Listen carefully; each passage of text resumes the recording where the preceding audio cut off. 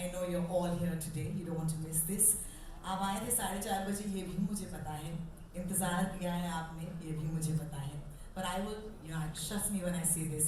It's going to be something that you've never seen before. अब ये पेशा है, लोग अक्सर ये कहते हैं you've never seen this before. But when I say this, कुछ नाम लेना चाहूँगी इस स्टेज पर, क्योंकि ये कहानी मिर्ज़ा साहिबान की. इस कहानी को किसने नहीं सुना है, सब जानते हैं. लेकिन एक इंसान ने इस कहानी को पहली बार जब अपने कॉलेज के डेज में देखा था स्टेज पर, उन्होंने After all his political motivation and youth thrillers, आखिरकार what makes a filmmaker want to tell a love story? And when you do tell a love story, it happened long ago. The first time when we saw the cuties in QSQT. Thank you. Javed साहब भी हैं यहाँ पर, और मेरी ये खुशकिस्मती है कि आप दोनों को एक ही रूम में मैं देख रही हूँ आज पहली बार. मैंने एक कहानी आपके बारे में बताई कि आप जैसा मेमोरी किसी के पास नहीं है. जावेद अख्तर हमारे साथ है. Please give him a huge hand, ladies and gentleman. Tanvi Azmi ji, you joined us today. It's a very special and a personal film for you too. Thank you for joining us today. A big hand for her as well. Thank you. Shabana ji हमारे साथ हैं. A big hand for her. Shabana Azmi, ladies and gentlemen. Anil Kapoor is here, a big hand! And of course, the lovely sister today, the doting sister, if I may, Sonam Kapoor is here joining us today, ladies and gentlemen. बहुत सारे नाम हैं, बहुत सारे intros कराने हैं, लेकिन ladies and gentlemen, can I please introduce you? एक डायरेक्टर का दिल तब धड़कता है जब ये आवाज़ जो है बैकग्राउंड स्कोर के तौर पर पहली बार ये स्क्रीन पर दिखती है. And the gentlemen behind the background score are Chavi and Parikh. Can I please request you to give them equal amount of love, please? Thank you. And joining Chavi Parikh on this stage today is a legend. If you think what I'm wearing is bling, wait till he comes on this stage. Daleen Mehndi, ladies and gentlemen, give a big hand. Gentlemen, take it away.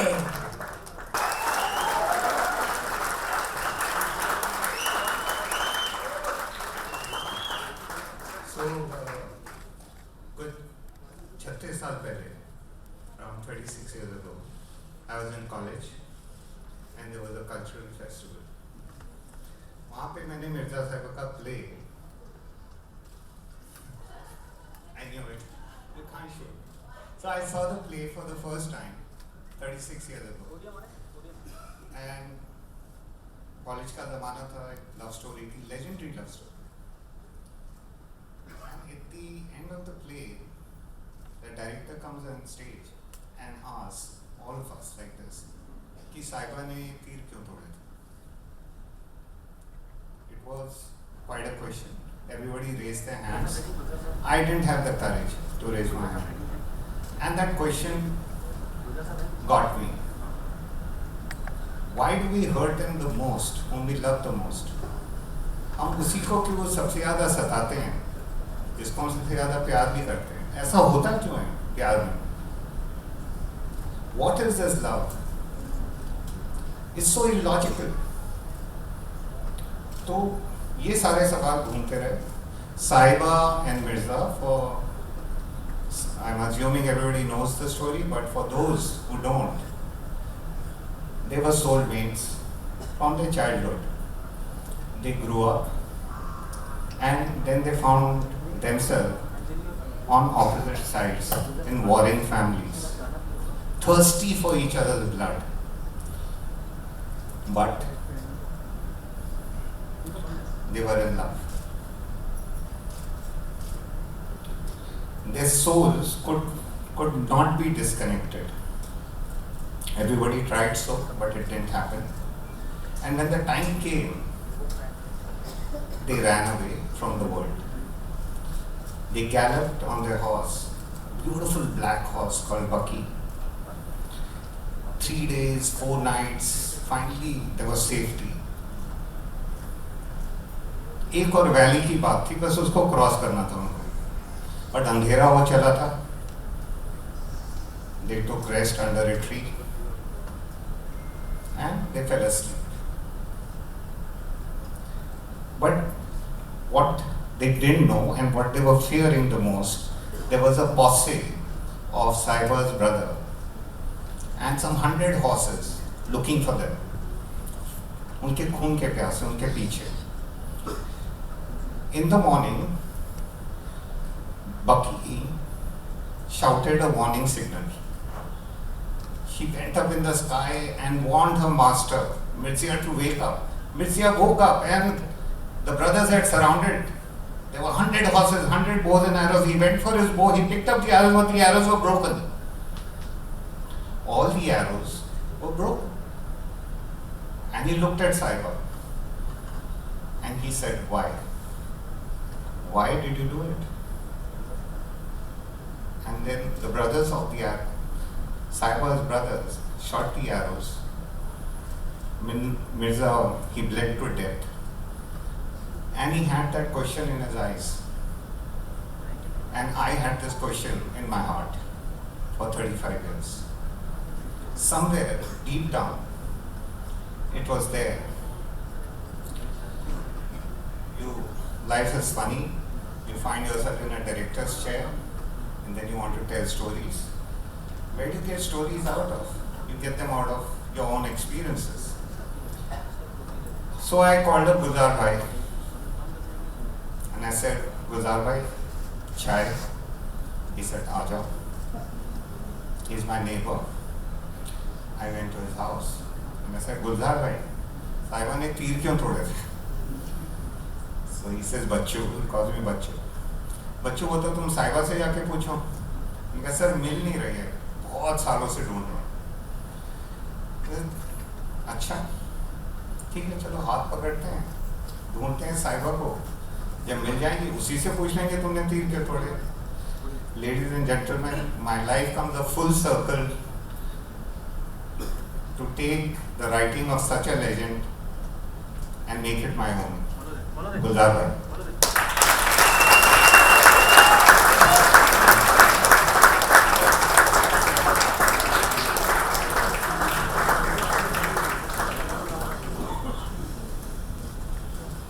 बहुत शुक्रिया. ईद मुबारक आप सबको. कम होता है कि ईद पर इस तरह का तोहफा मिले जो राकेश साहब दे रहे हैं हम सबको. राकेश की बात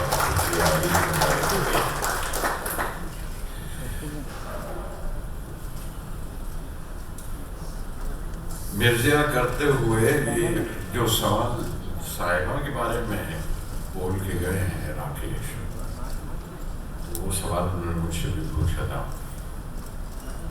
मुझसे ही पूछा था बल्कि आगे के बताइए तीर क्यों तोड़े. अब मैं इतना ही कह सकता था कि मैंने साहिबा से पूछा नहीं. पूछ लेता तो बता देती या आप उनसे पूछिए. तो वो जिम्मेवारी उन्होंने मुझ पे दी कि आप पूछ के बताइए. सो आई से चलो साहिबा से मिलते हैं चल के. तो साहिबा से पूछेंगे. राकेश के साथ ये फिल्म करते हुए ये सफर में बड़ा मजा आया है. बहुत खूबसूरत है. और सिर्फ यही है कि वो अक्सर टेक्स्ट बुक से बाहर के सवाल पूछ लिया करते हैं. अब तब बड़ी दिक्कत होती है. तो मैं अब ये कि स्कूल से ही मुसीबत थी मेरे लिए. इम्तिहान देते हुए बड़ा डरता था कि भाई हाँ आपने जो सिखाया वो पूछ लीजिए, उसका जवाब दे दूंगा. जो टेक्स्ट बुक में है वो पूछ लीजिए. ज्योग्राफिया पूछ लीजिए, हिस्ट्री पूछ लीजिए, मैथ्स मत पूछिए क्योंकि वो मैं बहुत ही ख़राब था. पहाड़े सुना दूंगा 1 से लेके 2 से लेके 6 तक 10 तक. लेकिन जो टेक्स्ट बुक में नहीं है उसके बाहर पूछेंगे तो क्या होगा. और उनके साथ स्क्रिप्ट करते हुए वो मज़ा वही था कि जो टेक्स्ट बुक से बाहर वो सवाल पूछते थे उनके जवाब ढूंढने पड़ते थे. और इस जवाब की तलाश में मैंने एक सफ़र किया लंबा जाके मिला साहिबा से मिला. साहिबा ने वही बात कही जो राकेश पहले ही कह चुके थे कि इसमें अब इश्क में तो ये होता है और ऐसा ही होता है. चोट कहीं लगती है जाकर और जख्म कहीं पर होता है इश्क में ऐसा होता है. साहिबा की कहानी में सोचा अगर मैं कहूँ तो इश्क के एक पहलू की कहानी तो मिल जाएगी। तो जावेद साहब, मैं वो जरा सी कहानी सुना दूं, इजाजत हो? अब उस वक्त ये शक्ल गाने में नहीं थी, मैंने तो सीन की सूरत में ही लिख के दिया था कि एक नदी थी, दोनों किनारे थाम के बहती थी।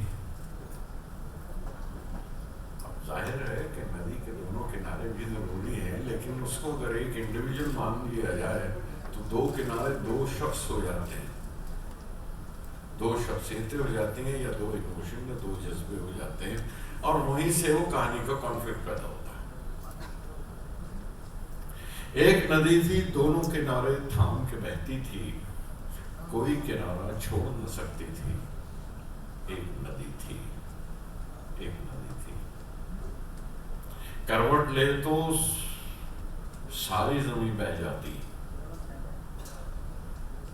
तोड़ती तो सैलाब आ जाता, करवट ले तो सारी जमीन बह जाती। हाँ, एक नदी थी, आजाद थी जब झरने की तरह चट्टान पे बहती थी।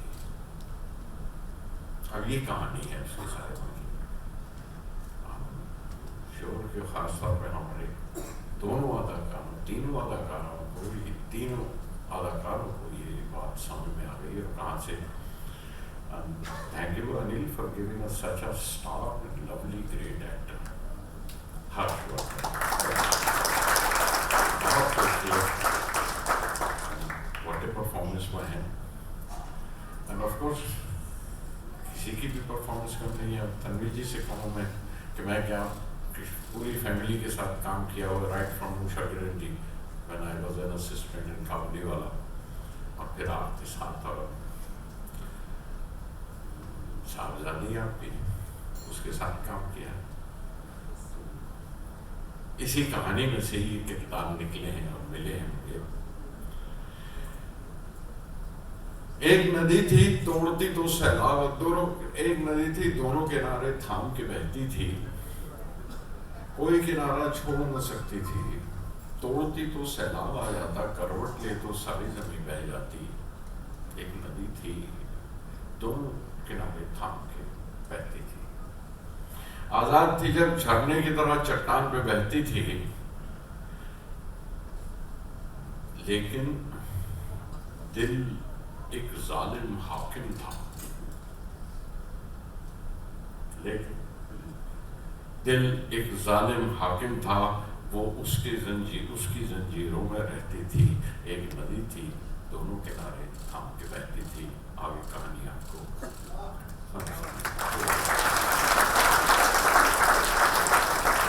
और अगर साहिबा नदी है और एक किनारा मिर्जा है, तो दूसरे किनारे पर इस कहानी में करण खड़ा है।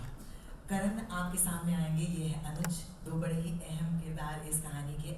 और उनके साथ अगर मुड़ के देखिए मिर्जा, तो किनारे पे खड़ी है जीनत के रूप में आप मिलेंगे आज पहली बार अंजलि से।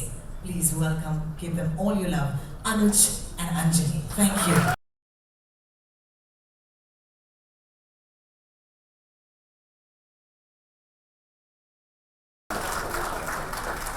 होता है, इश्क में अक्सर होता है।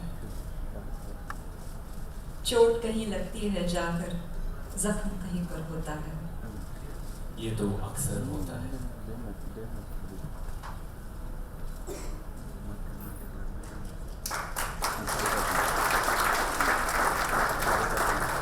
My favorites, Shankar Ehsaan Loy. Give it up for them, please. कहते हैं कि जब किसी की याद आती है तो हिचकी आती है, लेकिन जब गुलजार साहब को हिचकी आती है तो वो कैसे सुनाई देती है। उन्हीं की लिखी हुई अगली इस नज़म या यहाँ पर गाने की ओर चलेंगे। I'd like to request all of you once again to welcome him back on the stage, ladies and gentlemen, Gulzar साहब. Thank you. मुझे अंदर हिचकी आ रही थी कि आप याद कर रहे हैं। हिचकी बस यही है कि कोई याद करे तो हिचकी आती है, कभी कभी बड़े जोरों से आती है। और मेरे जो पीछे हिचकी आ रही थी, वहाँ बैठा हुआ था अभी तो राकेश ने कहा कि एक गिलास पानी दे दिया। मैं बता, मैं कह ये हिचकी से गिलास पानी से नहीं उतरने वाली है। अब जब तक मैं किसी के गले ही ना मिल लूँ तो कहाँ से हिचकी आएगी। ठीक है, जो याद कर रहे हैं उनके गले लगे। ये एक ऐसी ही जगह है इस कहानी में भी कि जहाँ किसी को हिचकी आती है, लेकिन उस हिचकी का जिक्र गाँव के लोग करते हैं। वहाँ एक लोहारों की गली है, एक लोहारों की गली है जो दास्तानें सुनाया करती है।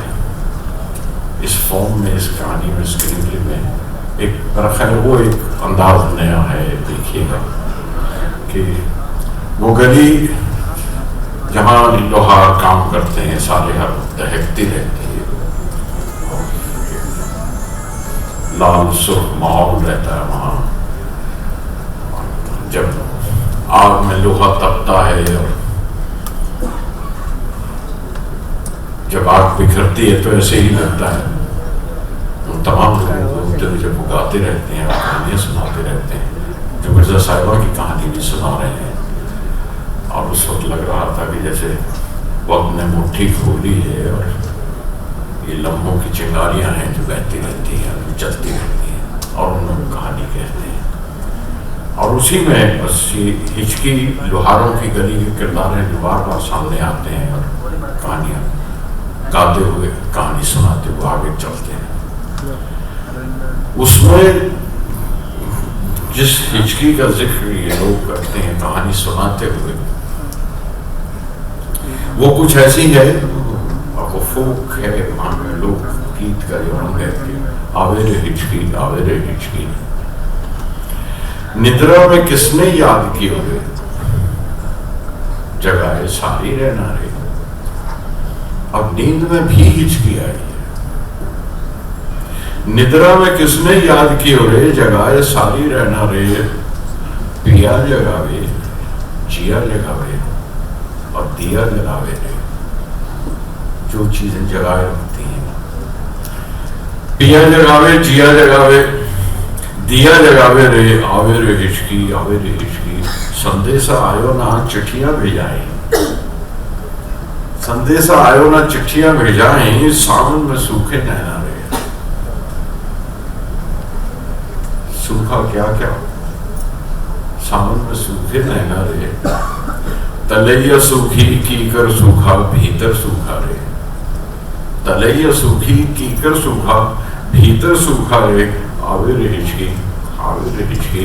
अब ये बोल सूखे सूखे से ही बोल रहे हैं, सूखी सूखी चीजें, लेकिन किसी जादूगर के हाथ में, किसी मदारी जैसे जादूगर के, जिसके पास एक गिटार भी हो, जिसके बाद म्यूजिक हो और जरा डुगडुगी बजाइए तो देखिए कि इसकी आवाज किस तरह से आती है।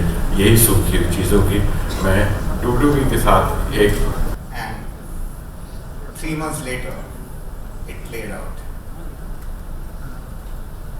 in modern India.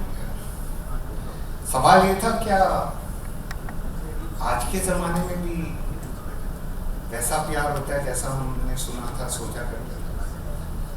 क्या आज के जमाने में भी लैला मजनू, रोमियो जूलियट, शीरी फराज, हीर रांझा होते हैं? क्या आज भी वही प्यार का एहसास है? क्या आज भी अगर हम ढूंढने निकलें तो हमें मिर्जा और साहिबा मिलेंगे? जरूर मिलेंगे।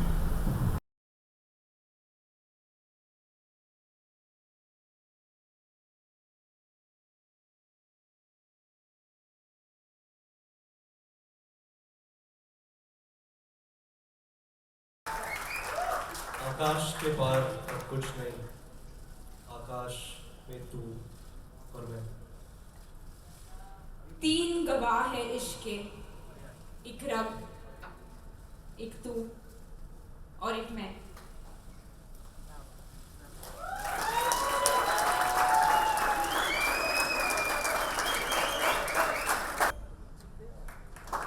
Ladies and gentlemen, that was होता है। और इसी म्यूजिक में पहले दिन से विश्वास दिखाया हमारे म्यूजिक पार्टनर टी सीरीज ने। Big hand for T series please. आप कहते हैं अलग अलग किस्म के प्रोड्यूसर्स को इस मंच पर बुलाना चाहूंगी. पहले तो of course विनोद भानुशाली साहब from T Series. Thank you so much. Could you please join us on the stage? Thank you. Secondly, I'd like to call upon Bharti ji. Bharti ji, of course, the producer of the film and of course the editor of Mirzia as well. Bharti, could I please have you to share the stage with us? How are you, sir? And my favorite producer, the man who produced the wonderful man on the screen, Anil Kapoor! Please! मैं थोड़ी ना आपको छोड़ूंगी. Come on. You have to join us on the stage. Ladies and gentlemen, please give him a big hand. Jonas! Anil Kapoor! Okay, we have to ask all three of you questions, so I'm going to ask you to kindly join me on the stage. Vinodji, please.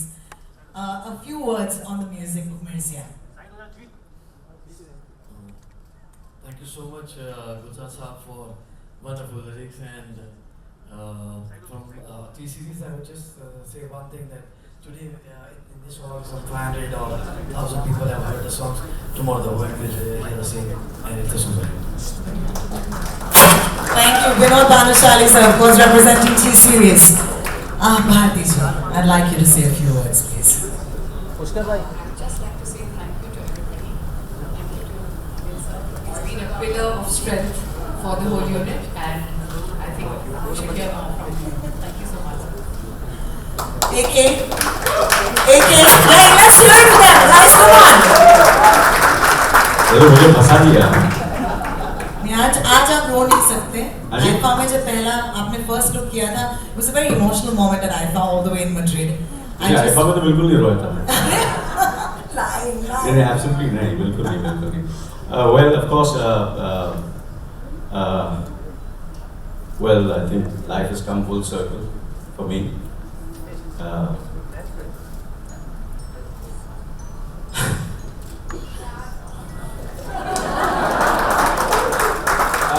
My father came a few decades back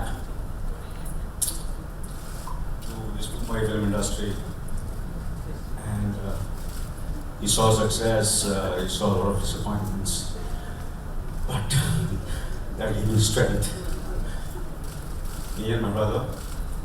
So I want to thank my father, my mother who's here, my brother, or both my brothers. And of course, I don't want to say much about myself. It's a very joyous moment for me today. It's a great pride that today my son Harsh Vardhan Kapoor, is over here. All I can say is, beta ho to aisa, magar I just want to say, meri baat nahi sunta.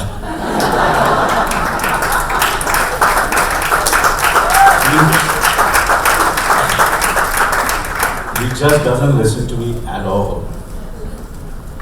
And I know people are very, very apprehensive about star sons, but I can assure you, Harsh, and all of you, star children who are, they don't have to be apprehensive, especially Harsh, because whatever he's done today, he's done it on his own. He's got this film on his own. Absolutely. And he believes he's different, but don't expect anything like me from him, absolutely, I'm telling you. And that's what his strength is. And I just want to thank, that Rakesh, Om Prakash Mehra, spotted him, groomed him, and the entire team, have made him Mirzia today, and I can see Mirzia on screen today. I just want to say that all of you here, friends from the media, my colleagues, my family, Javed Saab, Gulzar Saab, Dileer Saab, Shankar, absolutely phenomenal talents, and all of you all have given me so much of support and love. Mera haq banta hai. The entire family has given blood, sweat to this business, never compromised, never made no scams, never made money, just made enough money, but gave everything to this show business, to this film industry. So whatever love and affection you all have given me for so many years. I want you all to give it to my son.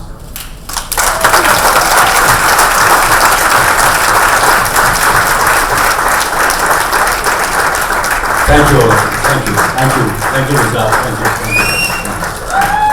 Would you please ask your questions? You can raise your hands, a mic will come to you, and that's how we do this. We'll start, of course, with the wonderful lady in the white, in the second row with the white bindi. You look wonderful, ma'am. And I'm sure you have a good question as well. check.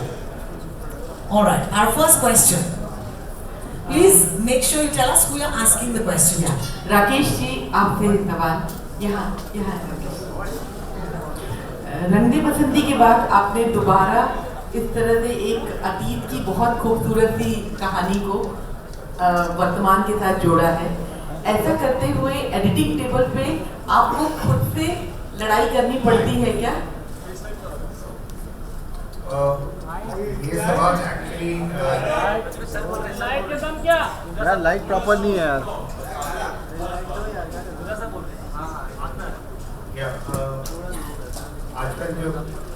आजकल का जो cinema और उसका जो grammar है, मैं आपको थोड़ा विस्तार में बता दूं अगर 2 मिनट है तो। क्या है, कैमरा फोटोग्राफी से आया है, एक्टिंग थिएटर से आया है, राइटिंग तो राइटिंग से, संगीत की दुनिया से, classical folk and all that. एक एडिटिंग ही ऐसा आर्ट फॉर्म है सिनेमा जो सिर्फ सिनेमा की वजह से आया है। ये सिर्फ 100 साल पुराना है और ये दिस इज द मोस्ट कहते हैं ना the baby art form in the world of art, in the world of cinema. हम सब मिलके बनाते हैं कोलैबोरेटिव आर्ट। तो एडिटिंग अपने साथ एक्सपेरिमेंट कर रहा है। आजकल सब डिजिटल हो गया है तो हम स्टोरी को नॉन लीनियर भी बोल पा रहे हैं।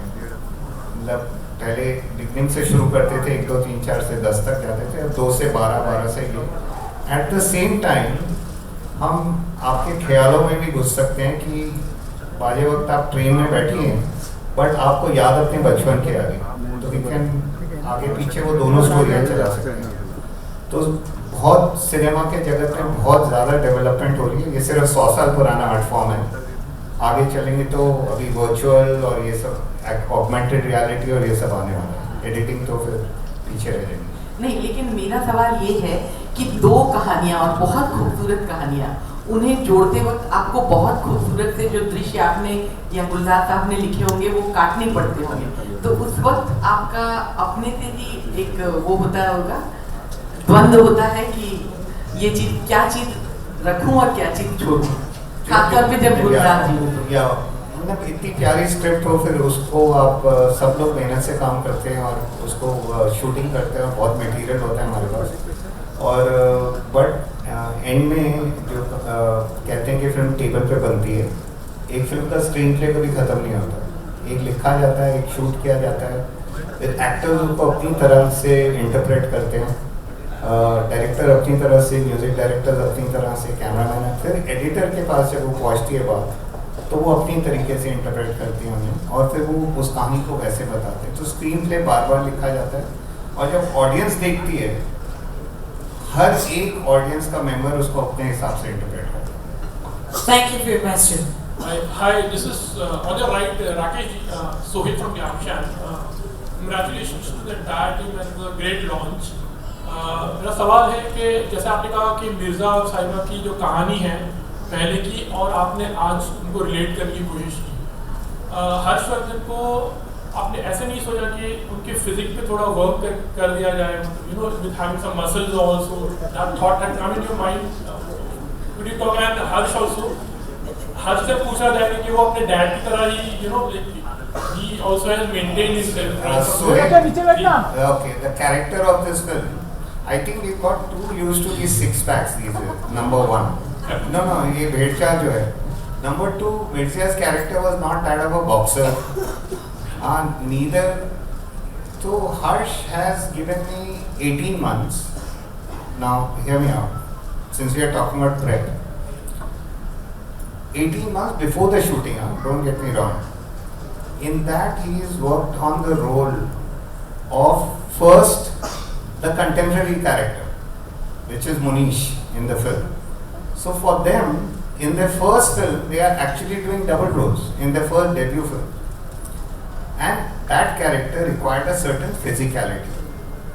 Correct?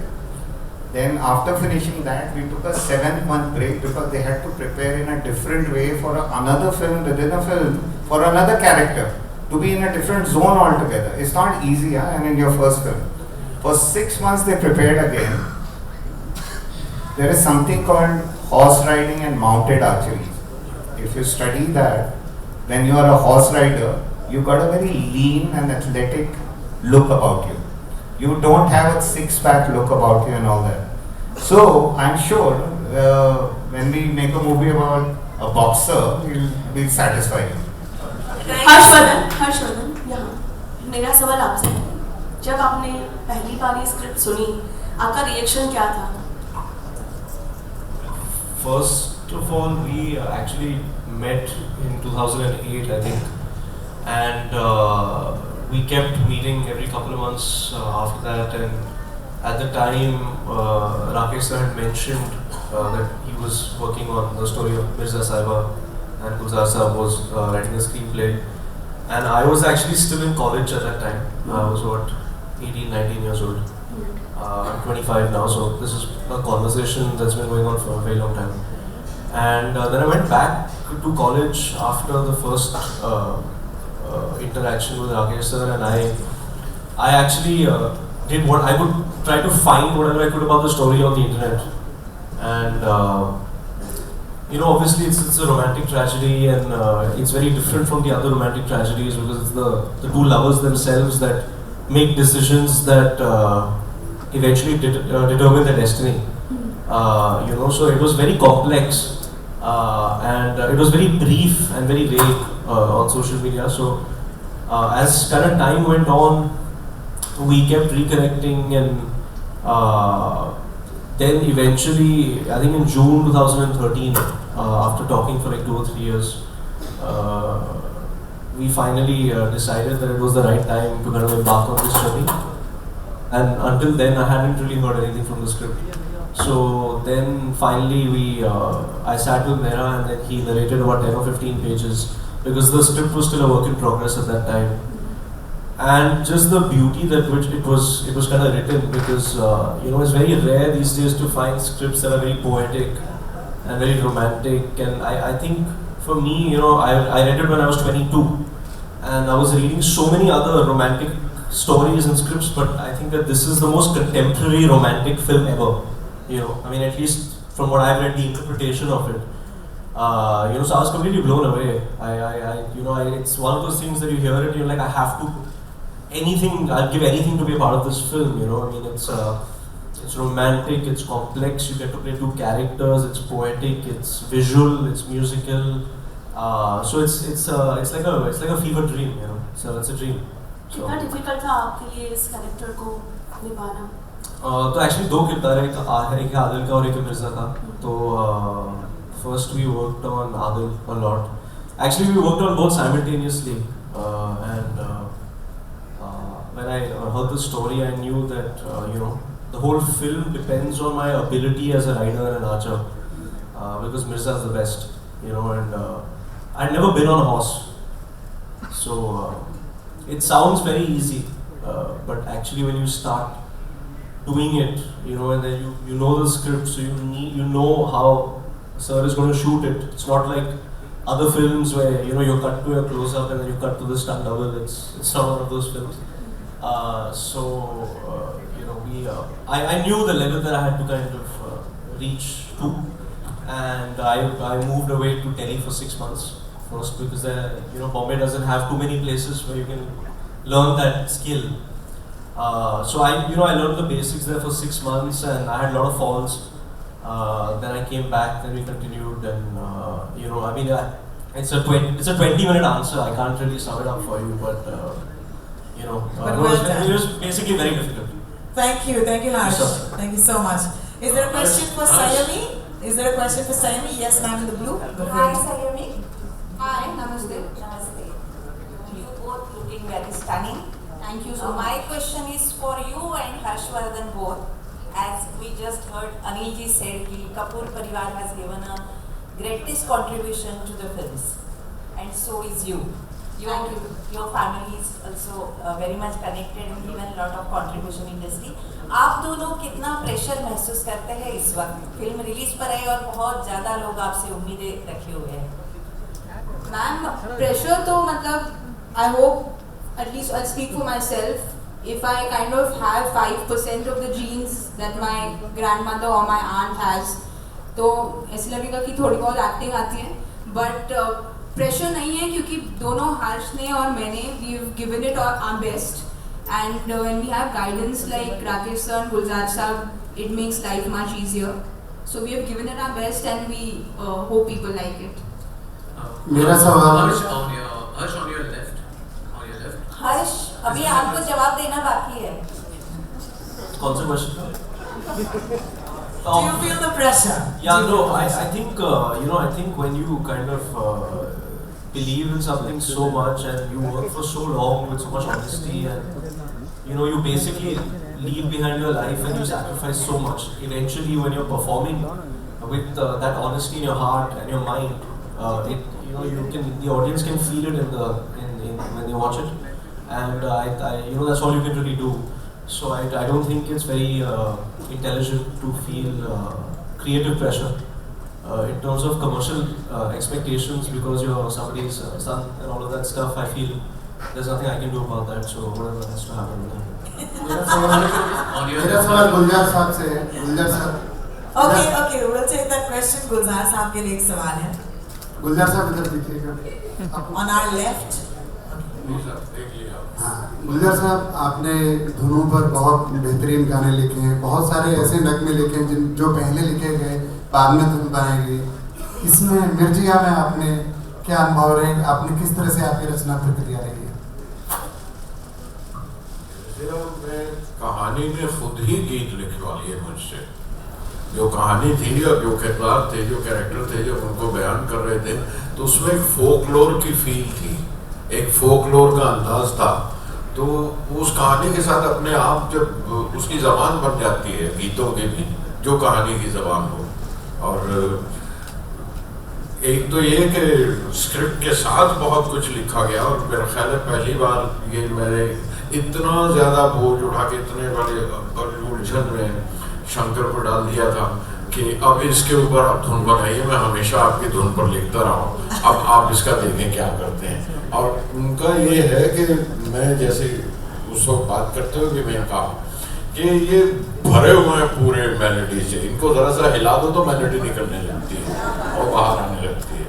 और बस वो उसके बाद मैं वो के सामने रख लेता हूँ जमा करने के लिए. और कहीं कहीं उन्हें ये कि अल्फाज दिए, उन्होंने धुन भी बना ली, वहीं की वहीं बना ली, और उसके आगे की धुन बना ली, उससे अंतरे बना लिए. तो फिर then you have to forget, it's a two-way journey. आप अगर आपने थोड़ा रियाज किया हो पिछले सालों में तो फिर आप शंकर के साथ काम कर सकते हैं. क्या बात है. शंकर आपसे सवाल है. Sorry, could I please complete the answer? गुलजार साहब से आप काम कर चुके हैं, पहले भी कर किया आपने. नित नए गुलजार, क्या अनुभव रहा आपका काम करने का? मैं ये कहूँगा कि वो हमेशा ही नया गुलजार है हमारे लिए. Every day is a new experience, every day is a new surprise, and कुछ ना कुछ हम लोग रोज सीखते हैं इनसे.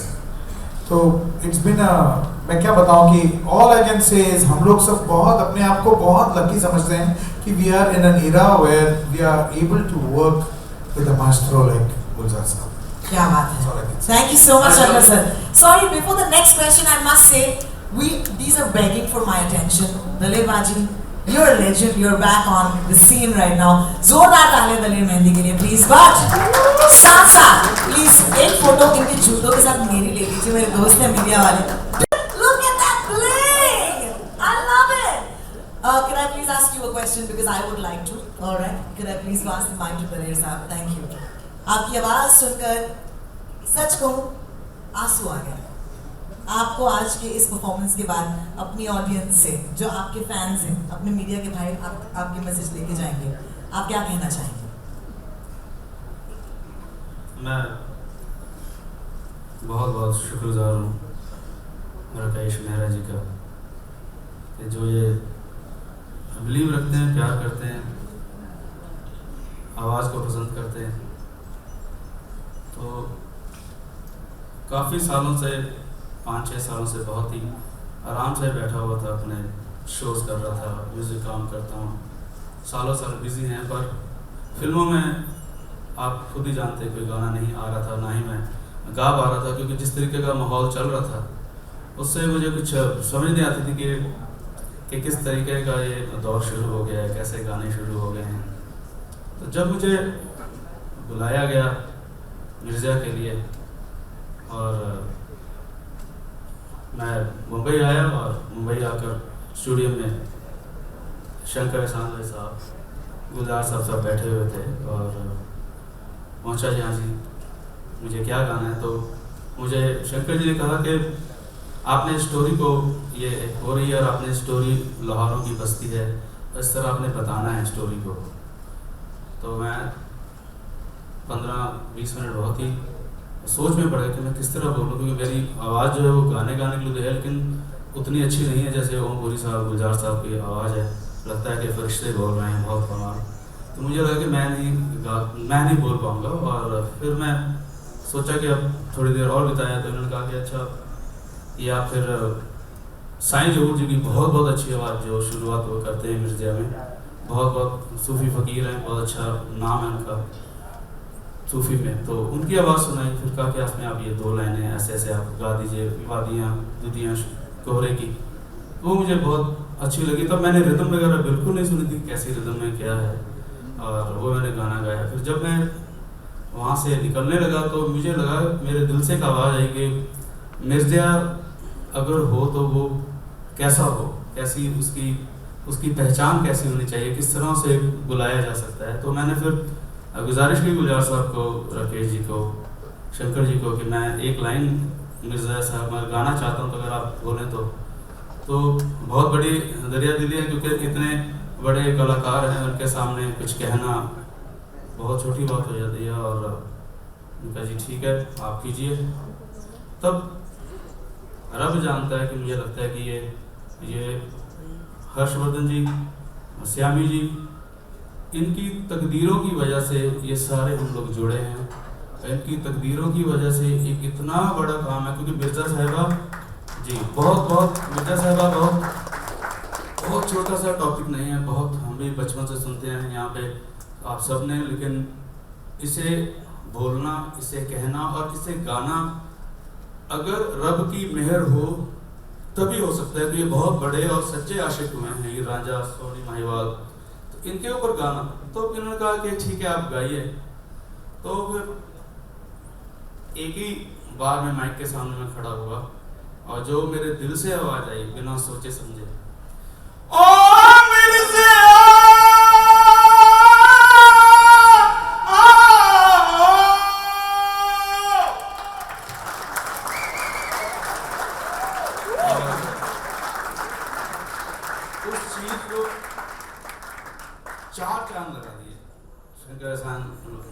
टीम ने, गुलजार साहब के बोल रहे हैं, राकेश जी के। तो मैंने तो बहुत एक ही लाइन छोटी सी गाने की कोशिश की और रब ने गवाई। फिर मैं बहुत शुक्रगुजार हूँ कि इनकी वजह से आज जो म्यूज़िक इंडस्ट्री का जो एक रुख है, दौर है म्यूज़िक इंडस्ट्री का, म्यूज़िक है वो मिर्ज़ा की वजह से बिल्कुल चेंज हो गया और बहुत साफ सुथरा और खूबसूरत प्योर इंडियन, ये जो गाना आप सुनेंगे ये प्योर इंडियन म्यूज़िक है। ये जो गाना पूरा चल रहा है, इसमें कहीं भी आपको वेस्टर्न या कहीं से यहाँ से म्यूजिक चुराया वहाँ से चुराया बिल्कुल नहीं। एक इंडिया की रूह है, प्योर इंडिया का म्यूजिक है और पहला म्यूजिक है। तो मैं बहुत शुक्रिया अदा करता और मीडिया का भी और जितने फैंस हैं जिन्होंने इस तरह आंखों पे बैठा लिया।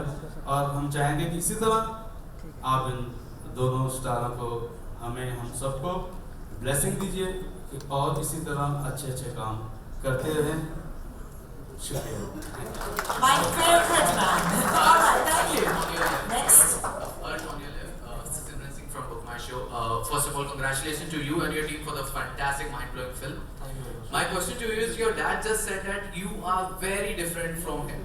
So how much do you agree on that? Is it true that you are different from him, or what do you want to say about it? I don't think I'm the best person to decide that. You know, it's very difficult to have an opinion about yourself. But I think the only way you can define, I mean, at least in my situation, is define my own personality is by the characters I decide to take up. Or actually, I get lucky enough to play, and that is something that will happen over time. So, you know, I think that's a question that will be answered over time. You know, if as and when people get to see my films and stuff like that. Hi Harsh, I'm over here straight. Straight to straight. Over here. My question to you is, you know, stars like Aamir Khan, Amitabh Bachchan, Salman Khan have tweeted about your film, the trailer of your film. So how do you feel when stars speak about the film, and how much do you think that helps the film in building up the hype around the film? Both of them. You know, I think at the end of the day, it just comes down to how honest and good the film is. You know, to be honest, and I mean, there's so many incredible people working on this film. I mean, it's only my first film. I'm an unknown, but there are so many incredible people working on this film, and I think it's because of that. You know, so we're extremely thankful and. That they've liked whatever they've seen so far from the film, and I hope they like the film when they see it. But it's a huge blessing, and it definitely does help. You know, and very grateful for it. गुलजार साहब, प्रशांत Pandey ETV Hindi और उर्दू की जानिब से जिस तरह से हम देख रहे हैं कि एक लोक कथा, उसमें लोक संगीत और गीत सब कुछ नजर आ रहा है, एक ऑब्जर्वर के तौर पे कैसे देखें कि एक फोक जो है वो अब ग्लोबल हो चला है और बहुत ही रीच उसकी बढ़ रही है, ये जो तब्दीली आई है संगीत में या गीतों में, उसे आप एक ऑब्जर्वर के तौर पे कैसे देखते हैं? समझा नहीं कि उसमें तब्दीली क्या है। जो आजकल फोक ग्लोबल हो चला है, उसे आप कैसे देख रहे हैं? लोगों तक पहुंच रहा है फोक गीत संगीत। नहीं, देखिए, फोक की तो एक ट्रेडिशन है, वो किसी का लिखा हुआ नहीं है, लेकिन फोक की साउंड्स और फोक का स्टाइल और फोक जिस तरह से स्पॉन्टेनियस होता है, उसमें खूबी यही है कि आप हर दफ़ा अपने दौर का, अपने वक्त का नमक लगाकर उसे दोबारा पेश करते हैं, और यही काम शंकर जी ने और शंकर शानदार तीनों ने किया है कि उसकी साउंड्स मॉडर्न हैं, उसकी साउंड्स आज की हैं, उनका स्टाइल भी आज का, उसके बावजूद आपके दौर का लगता है, बावजूद ये कि कहाँ से एको करता हुआ वो फोक आपके पास है। फोक की खूबसूरती है, भाटियाली आप जहाँ जहाँ गाते रहेंगे, जिस दरिया में भी गाते रहेंगे, साउथ में गाएंगे तब भी वही होगा, बंगाल में गाएंगे तब भी हो, लेकिन दोनों जगहों का की अपनी हवा, उसकी हवा का नाम, उसकी हवा का जो जायका है वो उसमें शामिल हो जाता है, और यही खूबी है फोक की कि वो हर जगह अपने आप को लोगों के साथ अडेप्ट कर देता है। राकेश जी, अगला सवाल आपसे कि लद्दाख से लगाव आपका नजर आ रहा है इस बात पे, शूटिंग करते वक्त भी कुछ कहानियाँ या कुछ बातें नजर आई, क्या उस जगह में कोई खासियत आपको नजर आ रही है जो कहानी कहने में और भी आने वाले वक्त में नजर आएगा? मैं खासकर लद्दाख के बारे में मैं आपसे 2-4 महीने तक बात कर सकता हूँ, और तब बात शुरू होगी। तो मिर्जी और लद्दाख का क्या मेल है? तो जब जैसे हम बात करते ही आए हैं कि लोक कथा है, folk tale है, it's a legend of Mirza Sahiba, which reverberates and echoes and lands in today's time. So the legend, when you tell the story, a movie is a story told in pictures, correct? So I wanted to recreate the folklore of Mirza Sahiba in my imagination, not in a period, not in the past, present or future. It is timeless. The word which I caught him in from his script and what I passed on from him to them was, it's eternal. Ladakh has always given me that feeling. That is eternal, that nothing has touched it. And always, from day one. I was 25 years ago, I first went there for my honeymoon when I discovered it. And since then I've gone there for 25 years, every year, sometimes twice a year. But that's beside the point. It's still, I haven't even explored 10% of that land. And that's why? Because the soul of Mirza and the soul of Saiba was somewhere, I found, can be in such a pure place, that is Ladakh.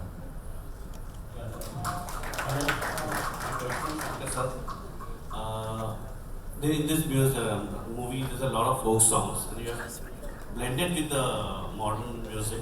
How would you do this and something very different? Gulzar also told that you have blended with the modern music. Well, just like how the script is, just like how the characters of the film are, just like there are dimensions, there's so many dimensions in the film. It's dynamic. There are so many emotions in the film. Similarly, our music could not have been just, in one layer. If you hear the title song again and again and again, you'll be discovering new layers every time you see. You will see, oh, this voice. Oh, that's a new voice. Yeah, this rhythm is coming in here. Suddenly you'll see Nuran's sisters coming here. So we wanted to give that a sense of, color. If you hear the title song, for example, it's celebration of Mirza. There are so many flavors, there are textures. If you hear them in isolation, you probably might feel that this voice may not go with this voice, or this genre may not go with this genre. But, with whatever you would like to expand on that, we just brought these things together in an interesting way, which is musically and aesthetically of some value. When Rohini said to close our eyes, and I was just gone to trance when the last song was played. Thank you. Thank you. I'll just add to that. I requested Rohini for a very long time, in the last 2 decades exactly, it's happened to us. I've grown up in a radio generation where we used to listen to the song. Song would go through my ears, enter my heart, stay there forever. Now the generation is looking at the song. So last song I requested if we can, everybody can hear it, because the sensory organ which God has created for listening is here.